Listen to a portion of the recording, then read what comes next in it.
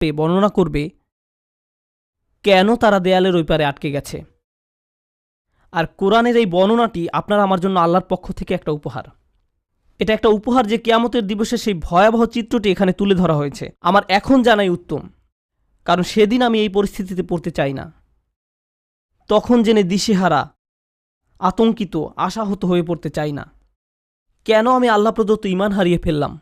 আপনারা যারা এখানে বসে আছেন, সকল ঈমানদারের অন্তরে আল্লাহ আলো দিয়েছেন। আল্লাহ আমাদের এটা দিয়েছেন। এখন প্রশ্ন হচ্ছে, আমরা এই নূরকে অন্তরে ধারণ করতে পারছি কিনা। আমাদের নিজেদের দিকে তাকিয়ে দেখতে হবে আমরা কোথায় আছি। কেউ কেউ হয়তো অসৎসঙ্গের ফিতনার সাথে জড়িয়ে আছি। হতে পারে আপনি মাত্র প্রথম ধাপে আছেন আর ভাবছেন যাক না আরও কিছুদিন। হয়তো এটা এমনও হতে পারে আপনি এখন শেষ ধাপে আছেন।